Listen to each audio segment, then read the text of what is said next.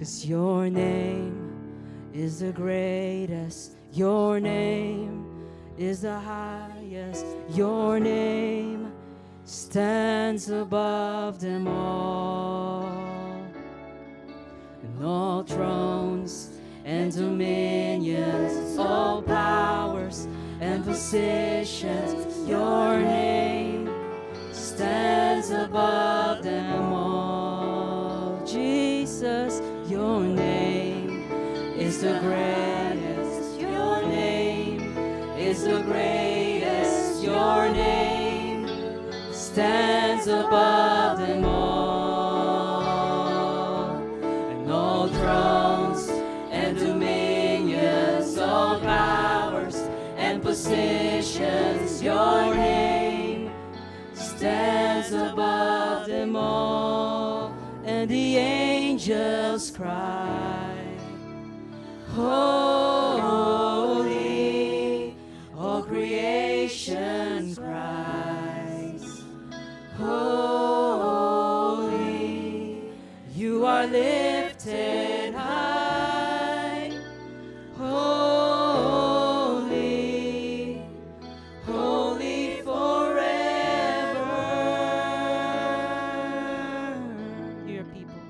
Hear your people sing, holy,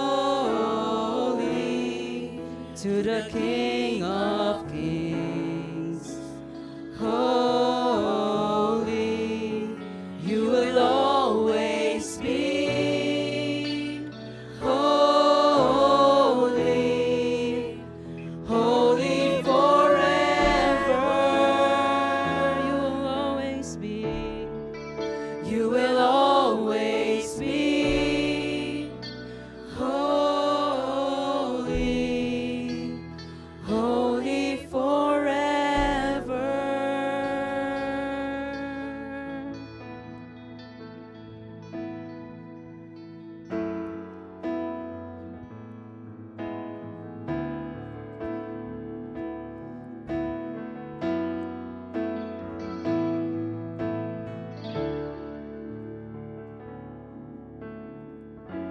The grace of God has reached for me and pulled me from the raging sea, and I am safe on a solid ground. The Lord is my salvation.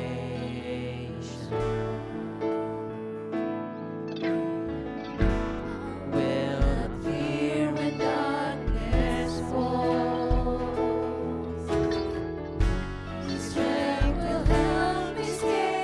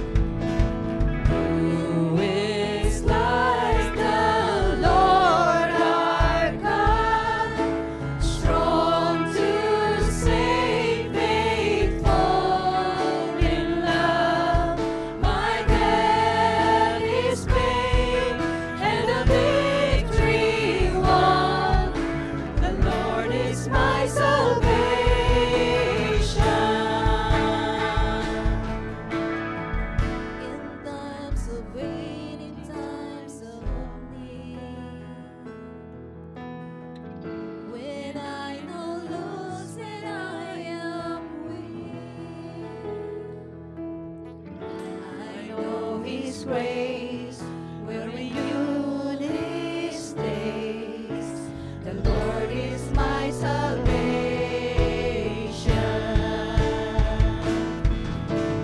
Who is like the Lord our God, strong to save, faithful in love. My debt is paid and the victory won. The Lord is my salvation.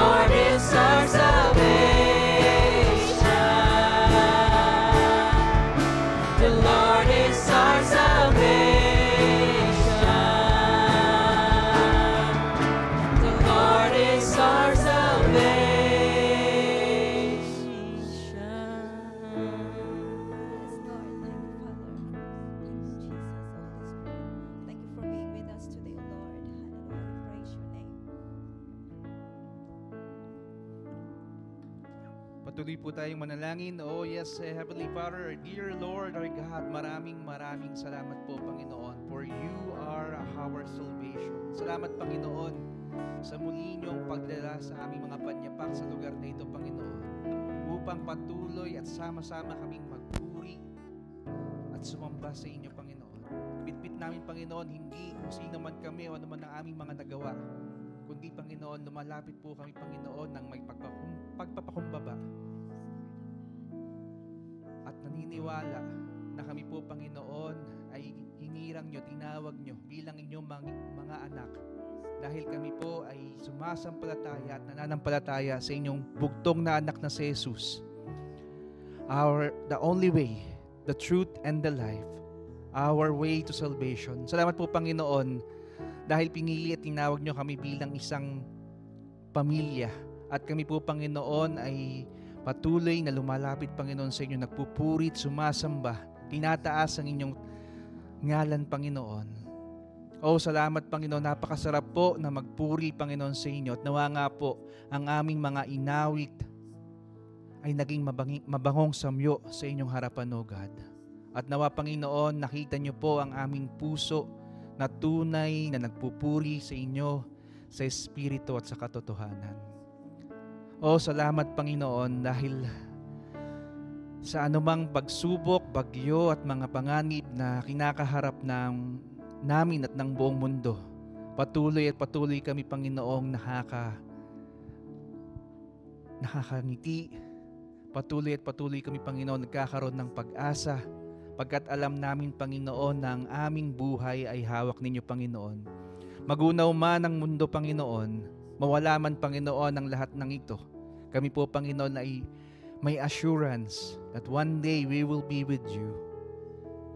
At Lord, dalangin nga po namin, O Diyos, na sa oras na ito, sa mga pagkakataong ito, na habang binibigyan niyo po, Panginoon, kami ng pagkakataon upang mabuhay dito sa mundong ito, nawa, O Diyos, gamitin niyo po ang bawat isa upang ang inyo pong glory ay patuloy na maghari, makita, Panginoon, sa aming buhay, sa pamamagitan ng pagtulong ng inyong banal na Espiritu, Panginoon. Help us, O Lord, to walk in faith. Help us, O Lord, to walk in love. Help us, O Lord, to walk in grace and mercy. Salamat, Panginoon, pagkat kayo lamang, Panginoon, ang aming pag-asa. Lord, dalangin po namin ang buong mundong ito, Panginoon. Dalangin namin, O Diyos, na magkaisa po ang mga leaders ng iba't ibang bansa, especially those who are in conflict, Panginoon. At dalangin po namin, Panginoon, na magkaroon na po ng kapayapaan. But Lord, we know that truly, ang tunay na kapayapaan ay manggagaling lamang, Panginoon, sa inyo. We pray, O Lord God, Panginoon, sa aming pong bansang Pilipinas. Lord, napakaraming bagyo ang dumaraan, pati, Panginoon, ang labis na mga pag-ulan. At sa kabila nito, kabilat kanan namin naririnig ang mga controversy at mga corruption, Panginoon. Dalangin nga po namin, O Diyos, na kayo po ang sumama sa aming mga kababayan. Even, Panginoon, sa mga kapatid po namin at ang kanilang pamilya na sa lanta ng bagyo at mga unos na nagdaan, Panginoon. Dalangin po namin, O Diyos, na kayo po ang patuloy na maging pag-asa po nila. At dalangin namin, O Diyos, na kayo po ang patuloy na tumulong sa lahat ng kanilang mga pangangailangan, O Lord. Salamat po, Panginoon, dahil alam po namin na ang inyo pong justice and mercy will prevail, Panginoon, sa lahat ng nangyayaring ito, Panginoon. At tunay nga, O Diyos, na hindi niyo po papabayaan ang aming bayan, O God. Lord, dalangin po namin na magkaisa po ang bawat isa, hindi sa kung sinong leader ang kanilang sasamahan at sinong leader ang kanilang itataas. But Lord, O God, we pray that the whole nation will pray na kayo po ang magtatalaga ng mga leaders ng aming bansa na tunay na may takot sa inyo at maglilingkod sa aming bayan at hindi para sa kanilang mga sarili. O Lord God, salamat po, O Diyos, sa pagpapagaling niyo, Panginoon, sa mga kapatid po naming may karamdaman, O Lord God. Even, Panginoon, sa aming mga pamilya na dumaan sa mga kasakitan, Panginoon. Dalangin po namin, O Diyos, na patuloy niyo po silang pagalingin. And even, Panginoon, sa mga kapatid pa po naming naroon pa po sa banig ng karamdaman, even sa kanilang mga pamilya, asawa, kapatid, nanay, tatay, mga apo, at lahat ng mga mahal sa buhay. Lord, we pray, O Lord God, for your healing power and grace, Panginoon, sa kanila pong mga buhay. We thank you, Panginoon, sa buhay po ni Ninang G na patuloy niyo pong pinapagaling, O God. Salamat po, Panginoon, nakabalik na po siya sa kanyang trabaho, bagamat siya po ay nahihirapan pa rin. We pray, O Lord God, na kayo po ang maging strength niya, Panginoon. Patuloy kayong sumamat manguna, Panginoon, sa kanya. Samahan niyo po, Panginoon, si Pastor Fergie, even ang kanilang mga anak, si Joss at si Rosh, Panginoon, upang patuloy na magmalasakit sa kanilang mami, O God. Dalangin namin, O Diyos, na palakasin niyo po siya, bigyan niyo po siya, Panginoon, ng patuloy na kalakasan, O God, sa araw-araw ng kanyang pagtatrabaho at pag-stay sa Dubai, O God. Ganun din, Panginoon, patuloy namin ginadalangin ng aming kapatid na si Mark Alonso. Dalangin po namin, O Diyos, na kayo po ang magpagaling, Panginoon, sa kanya. Whatever, Panginoon, yung mga doctors, Panginoon, ang sinabi po sa kanya. But we pray, O Lord God, na kayo po ang God of miracle at wala po, Panginoong imposible, Panginoon, sa inyo. For all things are possible with you, Panginoon. And we pray, O Lord God, na one day ay makapunta rin po siya dito at kami po ay makapanalangin sama-sama na dito po sa Kanya, Panginoon. Salamat po, Panginoon, sa bansang ito na binigyan po kami ng kapayapaan upang magpuri at sumamba, Panginoon, sa inyo. Malayang-malaya kaming nakakaawit, nakakapagpuri, Panginoon, sa inyo. Dalangin po namin, O Diyos, na bagamat iba man ang kanilang pinapaniwalaan, bagamat iba man ang kanilang relihiyon, patuloy niyo po silang pagpalain, O God. At dalangin namin na ang mga leaders ng bansang ito will one day come to know you, Panginoon, and worship you, O God. Dalangin po namin, O Diyos, ang aming pong iglesia. Dalangin namin, O Diyos, na truly nga, O God, na yung gospel doctrine will be seen sa aming pong pagkilos, paggawa, sa aming pong buhay, sa aming pong culture, Panginoon, bilang isang iglesia. Nawa, Panginoon, the beauty of Christ will be seen in our church. At tunay nga, O Diyos, na makapagdala pa kami, makapag-imbita pa kami ng maraming kaluluwa na makapagpupuri at sasamba, Panginoon, sa inyo. O thank you, O Lord God, for the past 22 years and more na ibinigay niyo po sa inglesyang ito, sa aming simbahan, sa inyong simbahan, Panginoon. At dalangin nga po namin, O God, as we celebrate your goodness, your faithfulness sa aming simbahan, ay patuloy at patuloy niyong gamitin ang bawat isa upang kami po, O Lord, ay maging ilaw, asin at liwanag, Panginoon, sa mundong ito na nangangailangan ng salvation, ng bumula lamang, Panginoon, sa inyo. O Lord God, we pray, Panginoon, sa mga gagawin po naming programa, sa aming pong mga kapatid na nagpre-prepare ng lahat po ng aming gagawin. Kayo po manguna, Panginoon, sa hangila at patuloy, O Diyos, na tunay nga na ang glory nyo lamang ang patuloy na makita, Panginoon, sa lahat ng aming gagawin. O Lord, we pray for our church elders, leaders, pastors, sa aming po mga care group leaders, ministry heads, at sa lahat po, Panginoon, ang ikinalagan nyo upang mamuno, Panginoon, sa aming iglesia. Dalangin po namin, O Diyos, na patuloy po kayong manguna, Panginoon, sa kanila, bigyan ng kalakasan araw-araw, Panginoon, sa kanilang buhay, sa kanilang pananampalataya, Panginoon, at patuloy lamang na magtiwala at lumapit, Panginoon, sa inyo. Lord, sa gabi pong ito, we are so excited to once again hear your words. And we pray, O Lord God, for our brother, si Brother Astro, Panginoon, as he preach your word this evening, Panginoon. Empower him, speak through him, Panginoon. Kayo po ang makita at marinig po namin, Panginoon. Gamitin niyo po siya upang maging daluyan ng inyong mga salita at kami pong lahat ay mapagpala, Panginoon. At dalangin po namin, O Diyos, na hindi po kami lalabas sa lugar ng ito, nang hindi po bitbit ang pagpapala, awa at grasya, Panginoon ninyo, O God. We thank you, Panginoon, and we commit to you everything, O Lord God, sa gabing ito. Sa inyo po ang pinakamataas na papuri at pagsamba. Ito po ang aming panalangin sa ngalan ni Jesus. Amen and amen.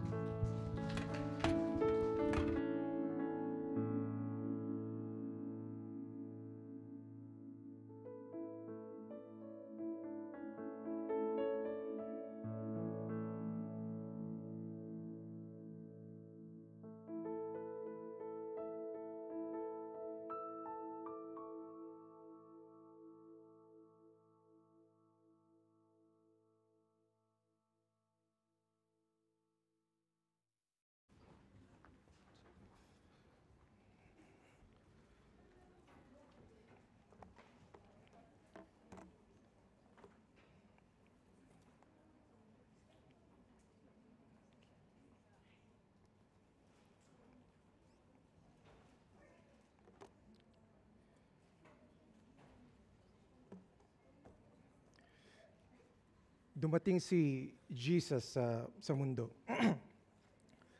Dala-dala ang magandang balita patungkol sa kaharian ng Diyos. The good news about the kingdom of God. The King himself came to save us from the wrath of God because of our sins. Pinuntahan tayo para akuin, pagbayaran ng ating mga kasalanan. Iniligtas tayo mula sa kapangyarihan ng kasalanan na dating naghahari sa atin at inilipat tayo sa kaharian at pamilya ng Diyos.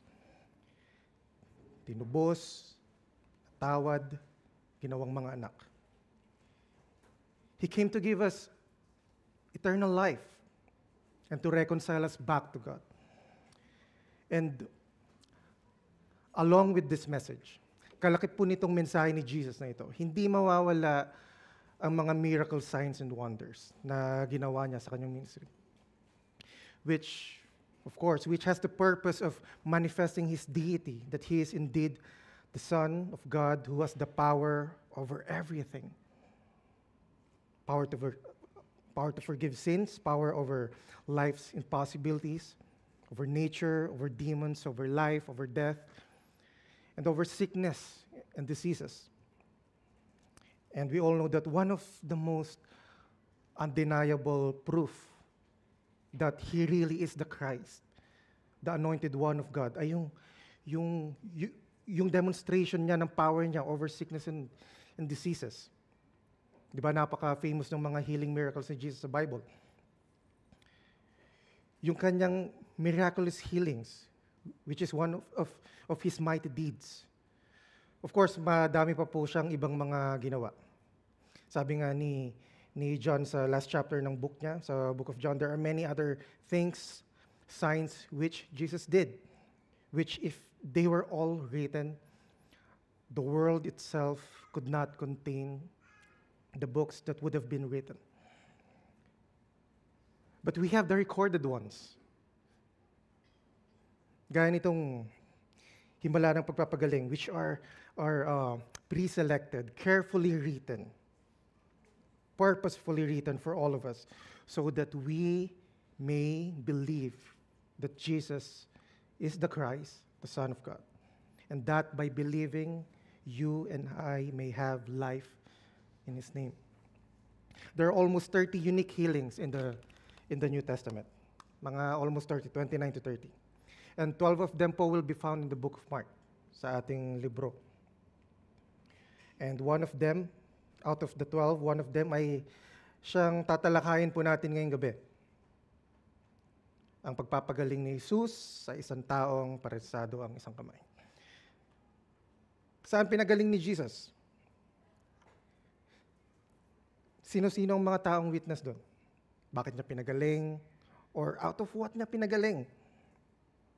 Ano kaya yung sadya niya? Ano kaya yung nasa puso niya? Yung motivation ni Jesus sa pagpapagaling niya dun sa tao. Which He did in front of all the people sa loob ng synagogue. Wherein andun lahat. Mga worshipers, mga disipulo, mga Pharisees and scribes. Complete attendance po sila. What is the message for our Lord Jesus sa likod ng kanyang pagpunta sa synagogue? Sa likod ng kanyang pagpapagaling, ano kaya yung motive ni Jesus? Ano kaya yung mensahe niya? Ano kaya yung gusto niya ipakita? How would our Lord think and feel about everyone in there? Yan po ang ating titignan ngayong gabi. Kaya bago po ang lahat, babatiin ko po muna kayo ng isang mapagpalang gabi. Mga mahal kong kapatiran, mga nagagandahan at nagwagwapuhan kong mga kapatiran. Sana ay okay po kayo. Kamusta po ang inyong mga linggo? And if may mga bisita po tayo, parang sa nakikita ko dito sa right, if may mga bisita po tayo, we warmly welcome you po sa TFCCD, the Filipino Christian Church of the Bay, pati po yung mga nanonood sa atin online. Kami po ay nasa series of study in the book of Mark, specifically on chapter 3, Mark 3 verses 1 to 6, na siyang babasahin ko po sa inyo ngayon, ngayong gabi. Mark 3 verses 1 to 6. And He, which is Jesus, entered again into a synagogue, and a man was there with a withered hand. And they were watching Him to see if He would heal him on the Sabbath, so that they might accuse Him. And He said to the man with the withered hand, "Get up, and come forward." And He said to them, sa mga Pharisees and sa mga scribes, "Is it lawful to do good or to do harm on the Sabbath? To save a life or to kill?" But they kept silent. And after looking around them with anger, grieved at their hardness of heart, He said to the man, "Stretch out your hand." And he stretched it out, and his hand was restored. And the Pharisees went out and immediately began taking counsel together with the Herodians against Him as to how they might destroy Him.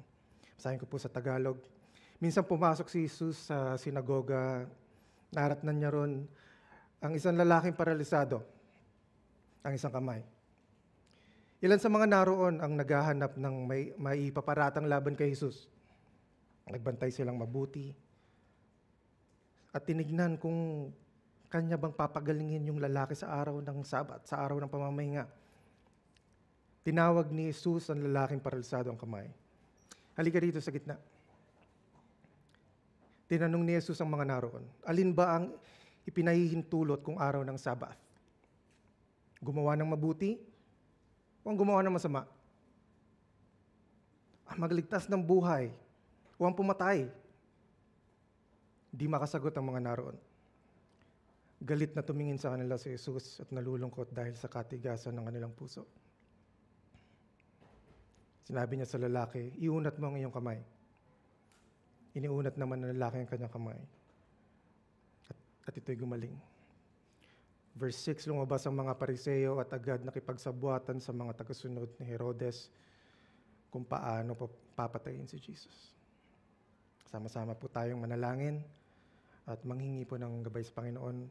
Father, we come to you once again ngayong gabi. May you bless your word, O Lord. May you bless the preaching of your word. May you keep me behind you, Panginoon. Speak through this passage of ours, Lord. We ask for your Holy Spirit to help us understand your word. O Lord, anoint me, Panginoon. Help me to preach your word faithfully and help us receive it, O Lord. Pray this in Jesus' name, amen. The priority of Jesus' ministry was always on proclaiming the gospel, preaching and teaching about repentance for the forgiveness of sins, and that eternal life is by grace through believing in Him. The first ever public teaching He had, at least in the book of Mark, was in a synagogue, and it is on a Sabbath day, earlier sa chapter 3. Gaya din ng ating passage ngayong gabi, itong story of healing na titignan natin ngayon ay nangyari din sa loob ng isang synagogue. Sa araw din ng pamamahinga, sa araw din ng Sabbath. Mark 3 verse 1, and he entered again into a synagogue, and a man was there with a withered hand. So muling pumasok si Jesus sa isang synagogue. According po sa parallel passage natin sa Luke 6, sabi doon, he was there teaching. Nandun si Jesus at nagtuturo siya. At meron doon isang taong paralisadong isang kamay. Sa original language po, sa Greek, withered hand refers to a condition called atrophy sa mga nasa medical field dito. May atrophy po yung lalaki. Ang ibig sabihin po noon, it's a disease usually dahil na-damage yung nerve dun sa limbs ng tao na siyang correlated sa muscle function niya. And if you have this, it will cause your limbs, usually your arms, to be paralyzed. In some condition, dahil nga you can't move it, you can't use it, hindi mo magalaw, hindi mo magamit, magda-dried up siya, manunuyot, mag-shrink yung muscle.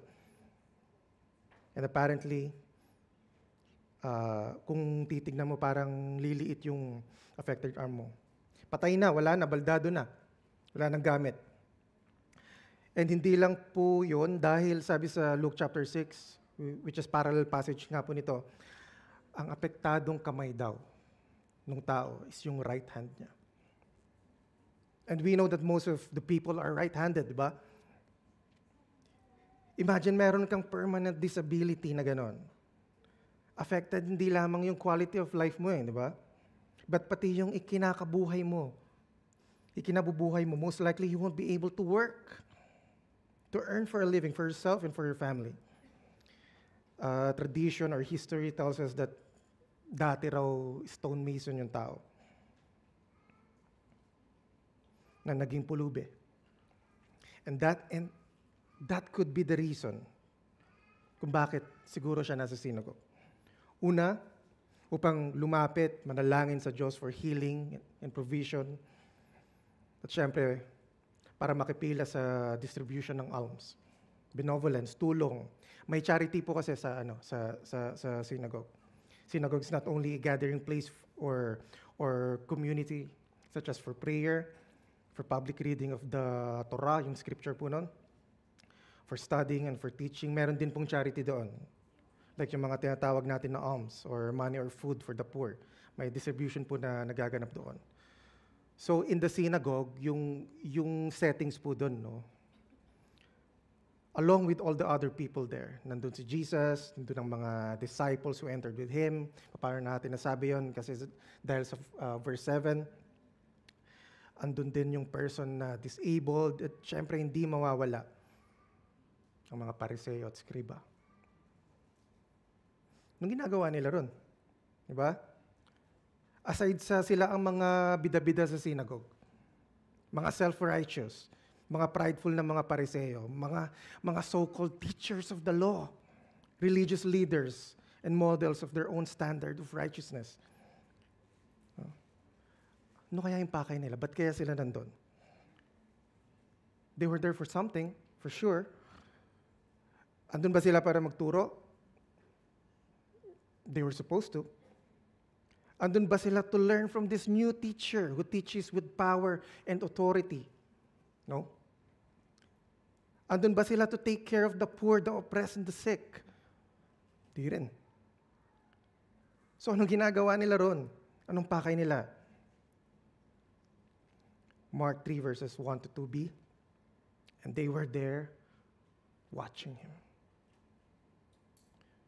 It says that they were there to keep a close watch on him para pagmatyagan ng husto.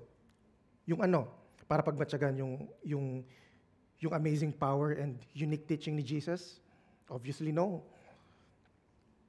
No. They were watching to see if he would heal him on the Sabbath. Sinusubaybayan nila yung action na gagawin ni Jesus if he will perform healing on the Sabbath. Why?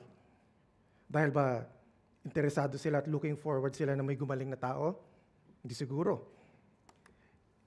And therefore, pag may napagaling ba na tao, magre-rejoice ba sila at pupurihin nila ang Diyos? Hindi. So what's the deal? Pag-iisipin natin, no? Parang napaka-positive nito di ba? Si Jesus magpapagaling ng isang paralisadong tao. Well, dapat ganon. Pero hindi yun yung naisin nila. Because verse 2 says, and they were there watching him to see if he would heal him on a Sabbath so that they might accuse him. Intensely inaabangan ng mga Pariseo na mag-perform ng healing act si Jesus sa araw ng Sabat, na siyang gagawin nilang butas, na siyang gagawin nilang grounds, pandagdag ebidensya para akusahan si Jesus of breaking the law. Wherein, wala namang ganun. Wala naman sinabi sa Old Testament na bawal magpagaling sa araw ng Sabat. Actually, hindi ko pwedeng sabihin na misunderstood nila yung law. Deliberately, dinagdagan nila yung law. It's a man-made rule they twisted and added a non-existing rule towards the Sabbath day. And we heard last week from Pastor Abam na gano'n ang mga gawain nila. Either babaguhin nila, dagdagan nila yung mga laws and commandments ng Diyos for the sake of spiritual pride and status. Nagawa sila ng mga human-made moral and spiritual ladders na akala nila patungo sa favor and blessing of God. As well as mag-aangat sa kanila at magbibigay ng napakataas na reputasyon sa harap ng mga tao. Mga mababangong tao sa labas pero bulok sa loob. They wanted so bad to build a case for Jesus, for blasphemy. They hated him so much. Why? Dahil lang ba dahil merely nagpe-perform siya ng miracles? Dahil lang kaya ron? Dahil ba nagpe-perform siya ng miracle sa araw ng Sabbath? Hindi di ba? Jesus is being hated not only because of those, or totally not because of those, but because of what he said. He claimed to be not only the Lord of the Sabbath, but also the Son of God. At ito mga kapatid, itong claim niya na to, ito ang punot dulo ng lahat. This right here, ang punot dulo ng lahat. He tells people that He is God, God's beloved Son, the promised Messiah, Christ the Lord, the anointed one of God. And not only this, but He supported all these claims by His amazing power and authority, not just to heal, but to forgive sins, which only God does. Brother Starkey, medyo hindi ko pa rin maintindihan. Bakit sila nang gagalaiti kay Jesus? Lahat yun positive. Lahat yun mga gandang bagay. Yes, tama. But the main message of Jesus behind those ay hindi magiging katanggap-tanggap kailanman para sa mga Pariseo. Para sa ganung klaseng mga tao. Jesus claims that He is indeed the Son of God, and in that claim, He backed it up with mighty deeds. Ang pangatlo, Jesus preaches that salvation is only by grace through faith. The Pharisees and the scribes were all angry and furious at Him. Not only because He claimed to be God, but His message, His preaching is a direct contradiction for them. Diba? Ang preaching ni Christ, the kingdom of God, you will enter it. The forgiveness of sins, you will receive it. The reconciliation with God, you will experience it. The righteousness of God, you will wear it. Eternal life, you will have it. In the family of God, you will be adopted. How? By doing all the rituals? No? Kahit gaano pa yan kadami, kahit makumpleto mo pa yan, kapatid. By doing all the animal sacrifices? No. Because it cannot wash away your sins. Sabi sa Hebrews. By obeying all the law perfectly? No. The law is intended to expose your sins, kapatid, and make you realize that you are not worthy of the Lord. Christ's message is that salvation is grace from God and through faith in Jesus, all apart from human effort. It is a gift from God. There's no way to earn it. It's not merited. You obviously don't deserve it. And it is impossible for you to achieve it. Imposible, kapatid. You need to realize that you are not worthy, that you will never be enough, you will never be good enough. You need to repent of your sins. You need to humble yourself to God. Ito ang sentro ng mensahe ni Jesus, na siyang nag-expose sa religion ng mga Pariseo and their hypocrisy. It pierced through the heart of their work-based righteousness system. Mismong-mismo, kapatid, tamadong-tamado yung mga pride nila. It's a direct opposition for their whole belief system about God, about themselves, about tradition, about everything. Taliwas na taliwas sa kinalakihan nilang teologya. And yun, ang kinakagalit-galit at suklam-suklam nila kay Jesus.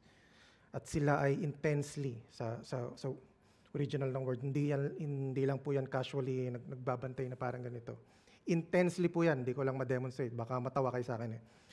Intensely nagmamatsyag sila kay Jesus sa ikikilos niya. Lagi silang alerto, nag-aabang. Gusto nilang magpagaling si Jesus that time para magamit nila yun bilang violation niya. But of course, we know, where is Jesus? He's God. Omniscient siya. He knows what's going on. He knows what they were thinking. Hindi lingid kay Jesus yung plano nila. Jesus can perceive their thoughts and all their reasoning. And since ganun yung mga takbo ng isip at mga plano nila, kakagulat yung next na ginawa ni Jesus.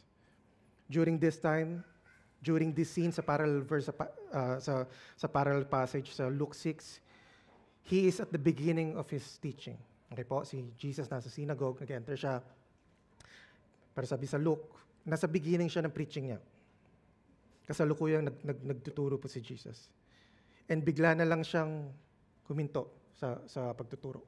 Kuminto si Jesus.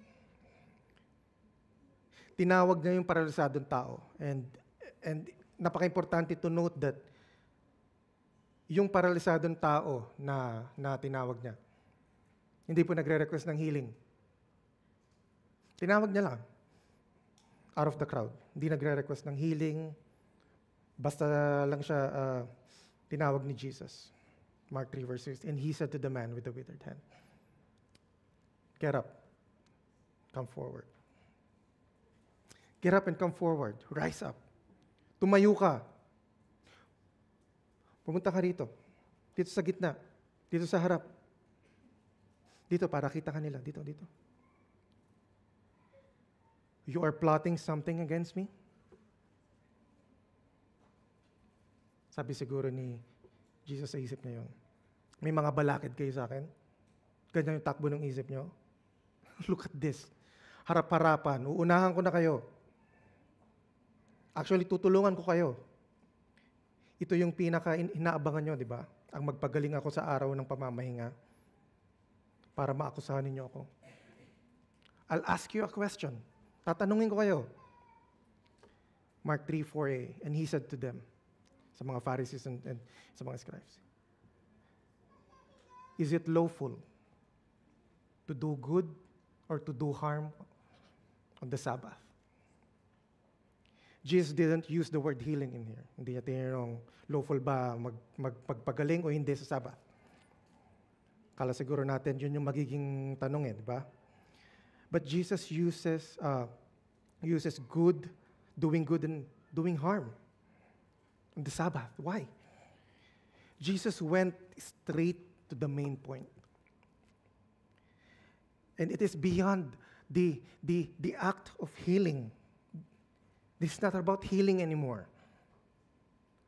Papaligoy-ligoy pa kasi pagka healing yung ginamit niyang question. Pero pag about doing good or doing bad, yun yung sentro na hindi nila mapapaikot yung argument. Dahil good is good, bad is bad. And they know it. And this question indirectly attacks the inconsistency and corruption of their moral, theological, and philosophical system. Sabi ni Jesus, kaliwali healing. Doing good or doing harm na lang tayo. Doon na lang tayo. Tatanungin ko kayo, ano ang naaayon sa kautusan? Check nyo yung law ni Moses. Yung Torah. Check nyo, ayan. Magagaling kayo sa scripture, di ba? Teacher kayo ng law, di ba? Sagutin ninyo, ano ang naaayon sa araw ng pamamahinga? Ang gumawa ng mabuti o ang gumawa ng masama? Ang mga Pariseo, specifically ang mga scribes po pala, sila po ay teacher ng law. Konting background lang po sa kanila. Para ikaw ay maging scriba, dadaan ka sa intense study ng scripture. Years of study and memorization. Both in reading and writing, dapat ma-master mo yon. And yun yung mga taong katalakayan ni Jesus dito sa verse natin. Binato niya ng rhetorical question. Yet yung tanong napaka-basic, di ba? It's not mentioned in the passage, but I know silently isasagot nila dun sa question ni Jesus. Ang sagot nila is doing good, ang naayon. Silently, apparently, di ba? But Jesus didn't stop with that question.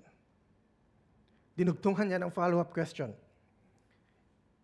Is it lawful to do good or to do harm on the Sabbath? To save a life or to kill. He didn't wait for them to answer or to reason back to him. Nag-follow up siya agad.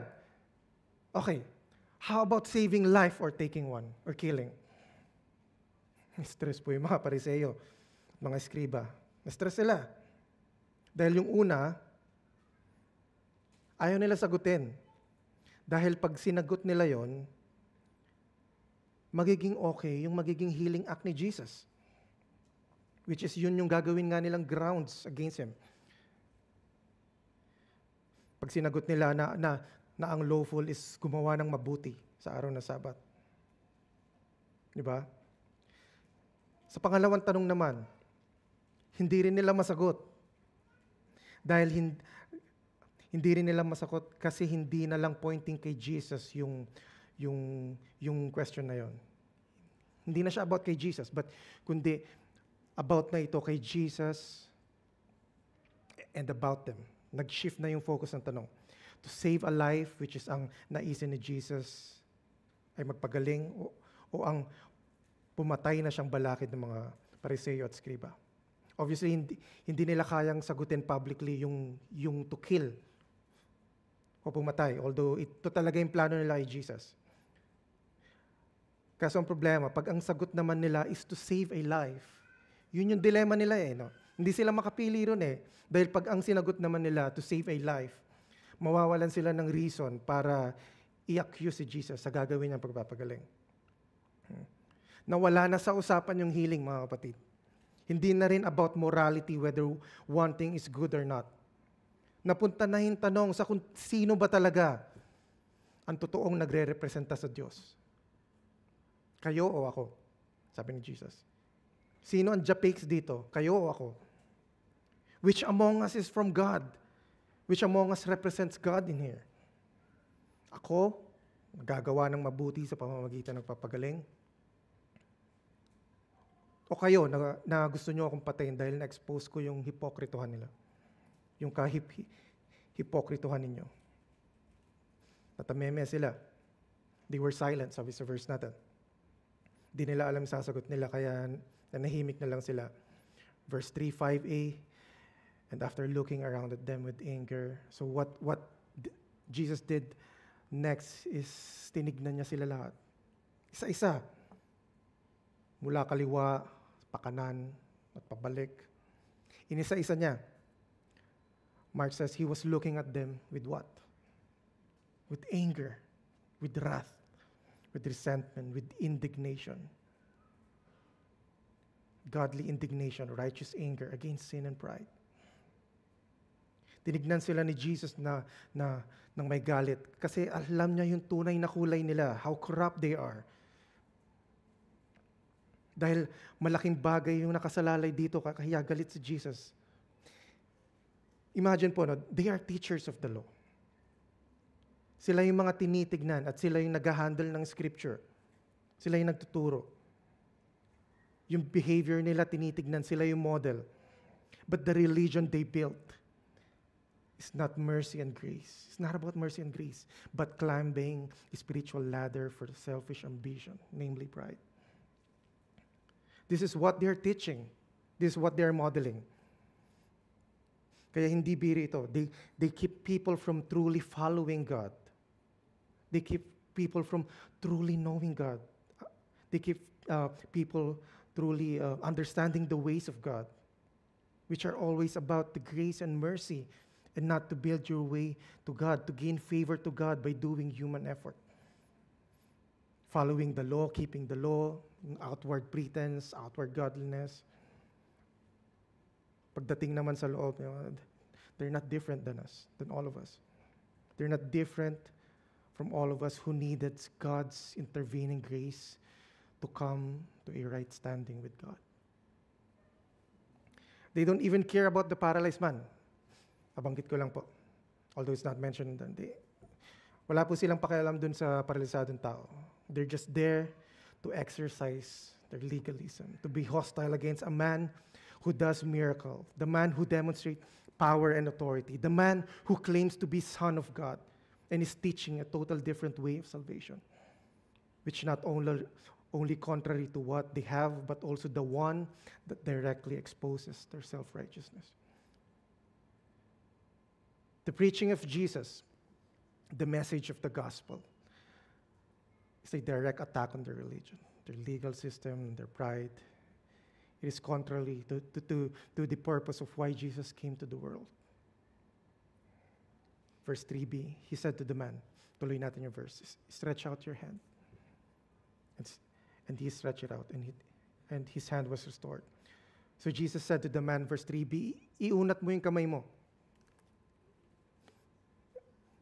Inunat nga yung tao. Inunat nga nung tao.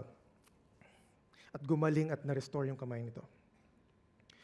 Normally, di ba, after ka mapakitaan ng signs and miracles ni Jesus, which He uses as proof of His claim na siya nga ang Son of God, pati yung burdenless na salvation message or offer niya, siguro maiisip mo na, siguro kung pariseyo tayo, parang kakalabitin mo yung kapwa mo pariseyo, eskriba eh. No?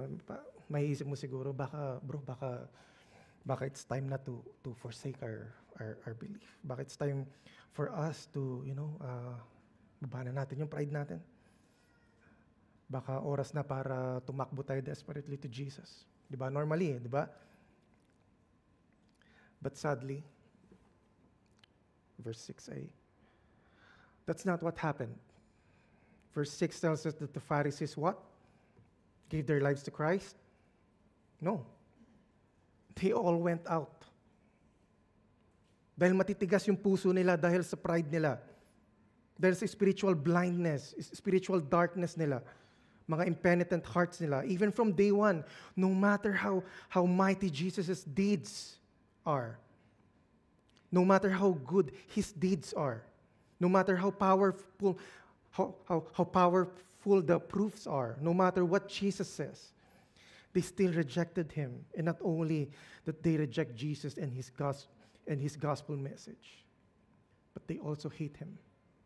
And not only that they hate Him and despise Him, but with that overflowing hatred, dahil threat siya sa kanila. Sabi sa verse 6, and the Pharisees went out and immediately began taking counsel together with the Herodians against Him as to how they might destroy Him. They immediately, they urgently, ibig sabihin nun, they urgently, right away, they went out and began taking counsel together with the Herodians against Him on how they might destroy Him. Makikita natin sa verse yung mga Herodians, nabanggit po yan. Herodians po ay hindi religious party. Political party po sila. And normally, Pharisees and mga Herodians, hindi po sila goods sa isa't isa. Hindi po sila tropa. Hindi sila friends. They normally don't get along. Both of these parties, hindi sila magkakasundo. But on this occasion, imagine, on this occasion, when it pertains to Jesus, sinet aside nila yung differences nila. Nag-join forces sila. Mga nagsabuatan, mga nagkampi-kampihan para pagtulungan, planuhin, paano nila isa-set up ang pagpatay kay Jesus. That seems to be enough, right? More than enough reason na siyang ikinakagalit ni Jesus. Tama? But I think merong isang bagay na gustong ipakita sa atin si Mark ngayong gabi. Something about Jesus. Parang may nais ipakita sa atin si Mark, which is yung author ng book natin. Something about Jesus. A particular character of Jesus. Whenever He deals with people, especially those who won't receive and believe in Him. Samahan niyo po ako. Try natin balikan yung verse 5, okay? Verse 3, 5a says, and after looking around them with anger, grieved. Anger and grieved. Those are two different emotions na usually hindi sabay na nararamdaman yun, di ba? Normally. Di ba? But here in verse 5, Jesus is currently angry, but at the same time, He is grieving. Sabi sa scripture, He is grieving. Grieving for what? Sa Greek po, from the original language, the grief is out of sympathy, out of concern, out of compassion, out of pity. Saan? And after looking around at them with anger, grieved at their hardness of hearts.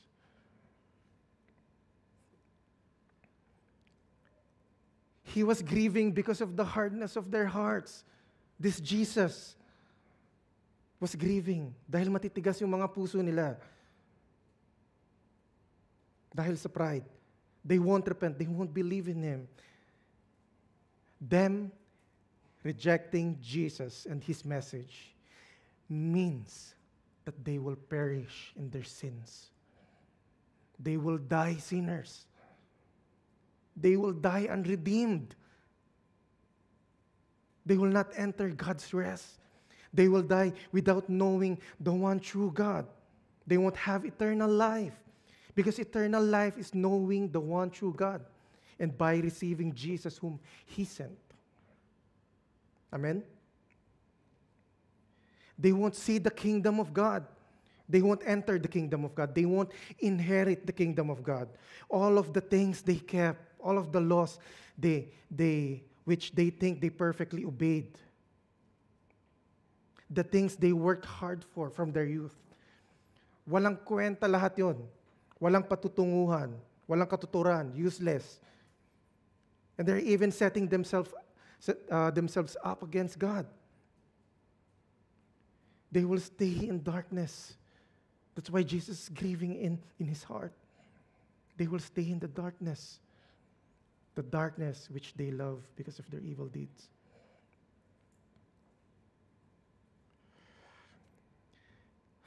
And this is why Jesus' anger is mixed with grief. Naghalo yung galit at yung grievance ni Jesus, yung compassion, yung sympathy, yung awa, yung pity. Nagdadalamhati siya. And it reflects the heart of our Lord, which is full of compassion, full of mercy. He cares for them. He do. He came for them too. You heard me right. Ulitin ko. He came for them too. Alala niyo po si Nicodemus, si Apostol Pablo. Both of them were Pharisees. Jesus encountered them and they ended up giving their lives to Jesus. But most of them, generally speaking, most of them, Hudyo man, Pariseo man, normal na tao, mahirap, mayaman, may sakit, walang sakit, sa panahon nila, sa panahon natin ngayon, people are perishing. Kinig po kayo rito. People are perishing because of unbelief, because of sin, because of pride. People desperately needs God's grace, God's rest. We all need God's rest. We all need God to intervene, to help us. We all need God's rescue. We can't save ourselves. We can't redeem ourselves. We can't pay for our sins. We all know that. At hindi natin gugustuhin at hindi natin kakayanin ang wrath ng Panginoon na paparating. Hindi kakayanin natin lahat ng mga tao. We don't have the power even to overcome the power of sin. We don't have the ability. We cannot crush human pride on our own. We are all hopeless. We can never be perfect. We can never be good enough para sa standard ng righteousness ng Diyos. There's no way to please God. There's no way. It's impossible. Sabi sa Scripture. But God, in His mercy, He made a way for us. Out of His great, great love He have for us. While we were still sinners, nung kasalukuyang kaaway tayo ng isang banal na Diyos, walang kaamor-amor, walang affection sa Diyos, God gave His one and only Son, His begotten Son. He obeyed God perfectly. That man obeyed God perfectly. And that thing is impossible for us to achieve. He did the very thing we could never do. Ano yung bagay na yun? To love the Lord your God with all your heart, your mind, your soul, and strength. He lived that kind of life. He lived that kind of life and devotion na siyang righteous requirement ng Diyos. He laid down His life for us to amend for our sins, to atone for our sins. He came to be the substitute. Siya yung naging substitute on behalf of us. Instead na tayo siya. He took the cup of wrath of the Almighty God. Inako niya. He drank it in full, absorbing the punishment, the wages of sin, the wrath of God that you and I deserve. And we see Him on that cross. Dala-dala lahat ng kasalanan natin. Na hindi naman siya ang gumawa. Sa Kanya ipinatong, siya yung umako, pinanagutan niya sa pamamagitan ng Kanyang banal na dugo, ang mga kasalanan natin ay napatawad. And yung righteousness niya na hindi natin deserve. Yung righteousness and holiness na siyang requirement ng Diyos upang makalapit at malumbalik ang relasyon natin sa Kanya. Ang righteousness niya na hindi natin pinaghirapan, hindi natin pagmamayari, ibinigay na lang sa atin ng ganun-ganun lang. Libre. Ganun-ganun lang yun. Binigay sa atin. Sa ikatlong araw, siya ay nabuhay muli, not only to validate the act of salvation of God, but He also resurrected so that we who put our trust and hope in Him might walk in the newness of life. Free from the penalty, free from the power of sin, and soon will be free from the presence of sin. All of this because of this man. His name is Jesus, the Son of God, the Lamb of God, who will take away the sin of the world. And He is the only hope of the world, my only hope, your only hope, the hope of the whole world. And this is the greatest news that the world will ever have. Ito ang pinakamagandang balita a person could ever have. This is the message we plead for lost people. This is the message we plead for them to believe. This is the message we plead for them that they may repent and believe and trust and surrender their lives to Christ. This is the gospel, the good news of our salvation, which we saw, we received, and we believe. And dalangin ko sa atin, may we have the heart of Jesus, which is full of compassion and desire for all people to be saved and to come to the knowledge of the truth. May we learn from Him. Seriously po, may we learn from Christ. May we learn from our Lord. No? The gospel of Jesus and our proclamation of it is a precious, precious ministry of mercy.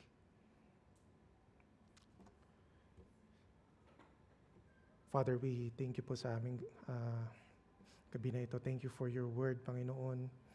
I pray na mangusap ka po sa amin, Panginoon. I thank you for reminding us of many, many things, Panginoon.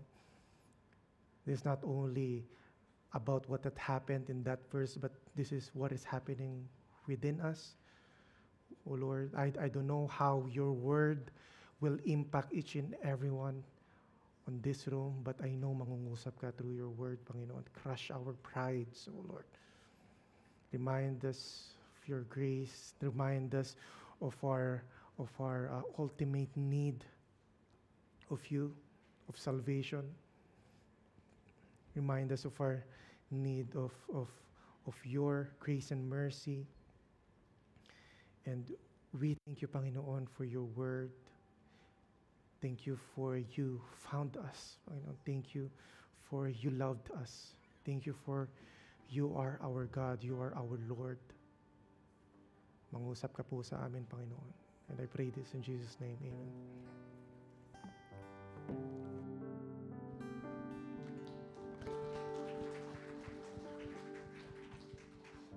Let us all rise as we respond to the Word of God.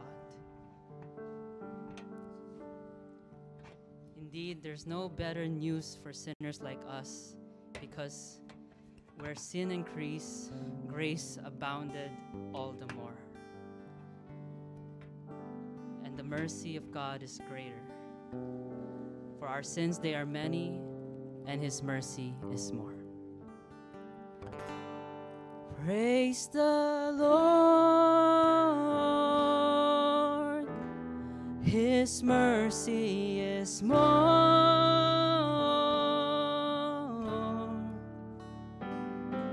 Stronger than darkness, new every morn, and our sins they are many, His mercy is more.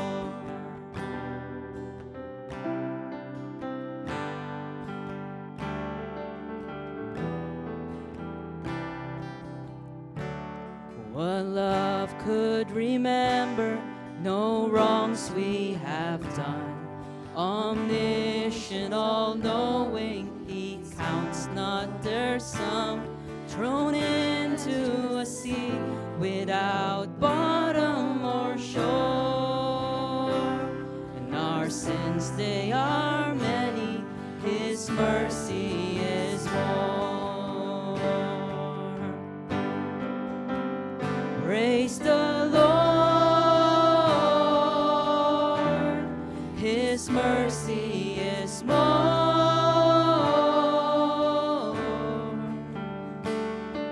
Stronger than darkness, new every morn. Our sins, they are many, His mercy is more.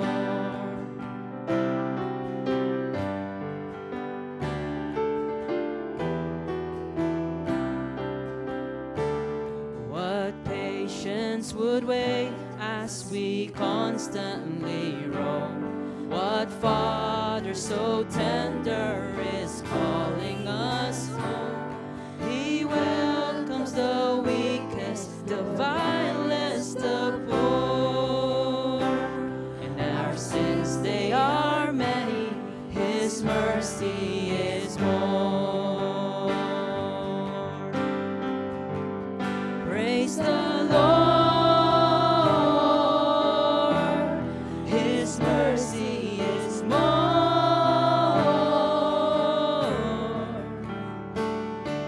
Stronger than darkness, new every morn. Our sins, they are many, His mercy is more.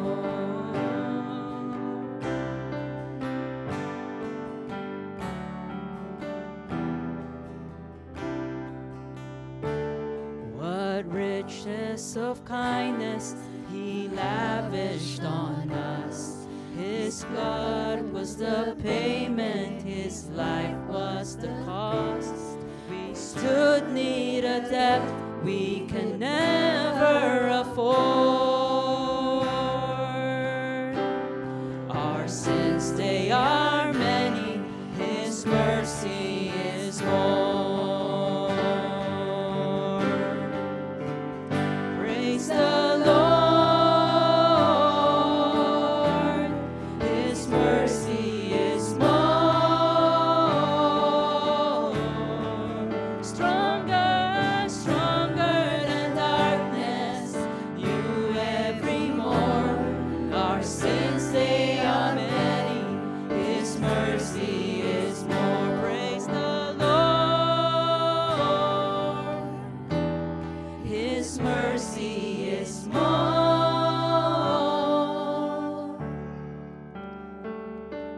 Stronger than darkness, new every morn. And our sins, they are many, His mercy is more.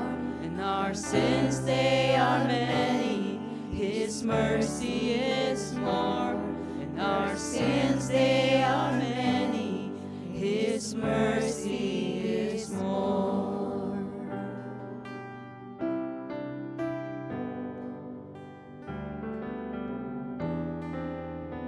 At tayo po ay dadako sa ating second part po, sa ating offering and tithes.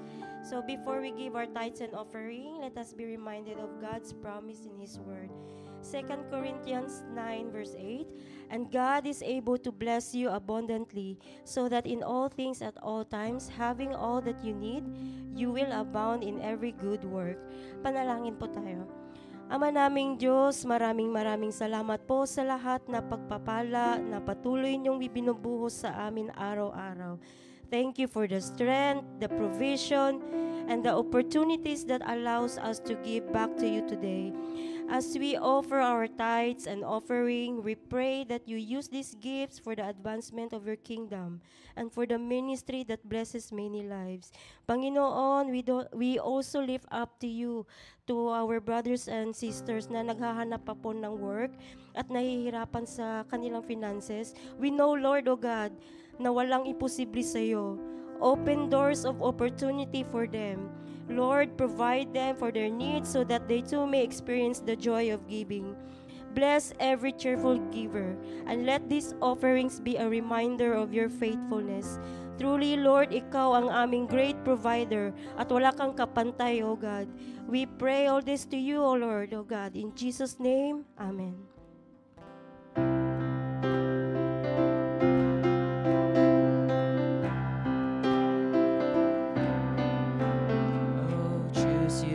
this day whom you will serve, the kingdom of heaven or the powers of earth. Has he not spoken? Have you not heard? There is but one true God. The God of our fathers set us free. His Son paid the price for our covenant peace. Through generations His mercy speaks. We trust in one true God. And as for me and my house, we will serve the Lord. As for me and my house, we will serve the Lord our God.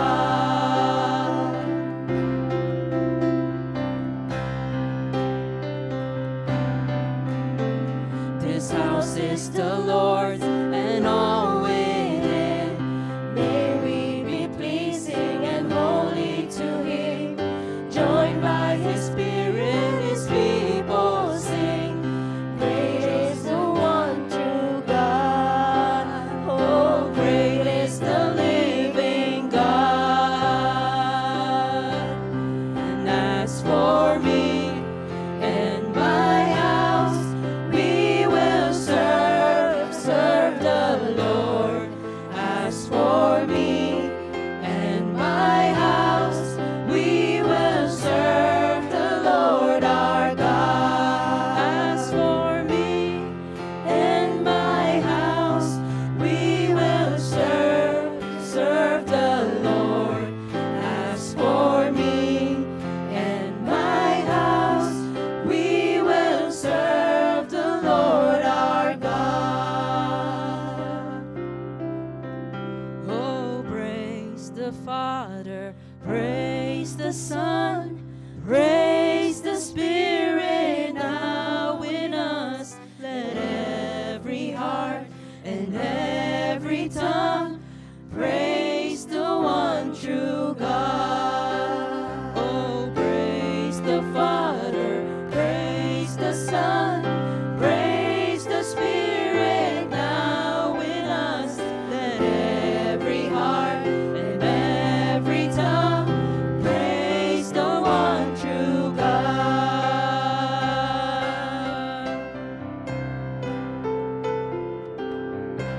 And as for me and my house, we will serve the Lord. As for me and my house, we will serve the Lord our God. As for me and my house, we will serve the Lord. As for me and my house, we will serve the Lord our God.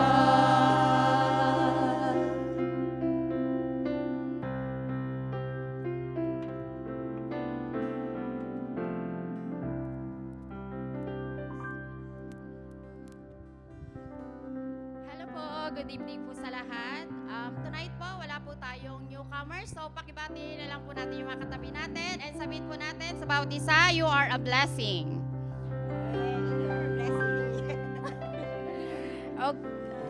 Okay, praise God po. And sa announcement po, Young Adult Singles Fellowship po sa 5 to 6:30 po next week sa baba po. So, and sa Couples Fellowship naman po, cancel po next week to give way sa mga gustong mag-practice ng dance presentation para sa anniversary. And sa mga couples po na gustong maki-join sa sayaw, please approach po ang couples ministry po. So, labas nyo na po yung talent nyo mga couples. And TFCCD Outreach Service every Sunday in Burjuman from 4 to 6 p.m. Let's continue invites po yung mga kakilala po natin, mga friends and family po. And ano po ang meron sa next month? Excited na po ba ang lahat? And ilang taon na po ang TFCCD? Yes, ang galing, praise God. So, October 25, ang team po is Established in Christ, Expanding His Kingdom Among Nations, and ang tagline is Rooted Deep, Reaching Wide. Ano po yung team natin? Christ, expanding His kingdom among Ay, ako po pala yung mali. Ano po? Yung color po pala natin. Color. Yun. Green. Any shades of green. So, sa mga care group po or individual na gusto pong mag-share ng foods, please prepare po, if possible po, yung mga finger foods po. And, except po yung, syempre, finger foods nga, di except sabaw. Ako yung sabaw. So, hindi po, again po, hindi ito mandatory po. Kusang loob po ito or yung galing sa puso ninyo. And about po sa t-shirt, sizes po ng bawat isa, please coordinate po sa inyong mga leader. And isi-send po nila sa amin yung mga sizes nyo po. Yun lamang po. Maraming salamat. God bless.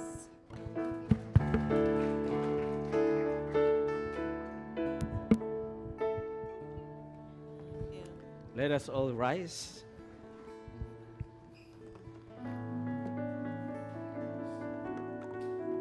Let us pray.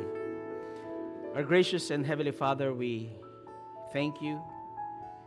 Indeed, you are merciful, and we bow before you in awe of your compassion revealed in Jesus Christ our Lord. Indeed, O Father, we thank you for your word. We thank you, Father, for showing us that how our Lord Jesus looked upon a man with a withered hand, and with mercy He restored him to wholeness. Even when others oppose him, yet in his heart, O Father, we thank you that his love and compassion and his mercy overflows. Lord, we praise you, we thank you, because your mercy triumphs over judgment and your grace is stronger than human heart hardness. Father, forgive us, O Lord, for the times when our hearts have been cold, when we have chosen to rule over people, when we have cared more for tradition than for love. Father, make us more like Christ, who came not to condemn but to save, who came not to destroy but to heal. Indeed, O Lord, we entrust to you our brothers and sisters, for those among us who feel that we have this withered in spirit, for us who are weak in body or weary in our soul. Indeed, O Father, we ask that you stretch out your healing hand upon us today. Restore broken relationship. Renew, Father, these strained friendships. Revive the struggling faith among us. And refresh, Father, those who have burdened hearts. May we as a church, as your people, be known not for rigid judgment, but be known for your radiant mercy. Empower us, O Holy Spirit, to extend this ministry of mercy wherever you have placed us. In our workplaces, in the communities that you have placed us. Indeed, O Father, let us be your hands of compassion and your voice of hope. May your kingdom of mercy shine through our lives. Indeed, O Lord, grant us the faith, the passion, the love, the mercy that you have taught us. All of this we pray in the name of Jesus Christ our Lord. Amen. Praise God from whom all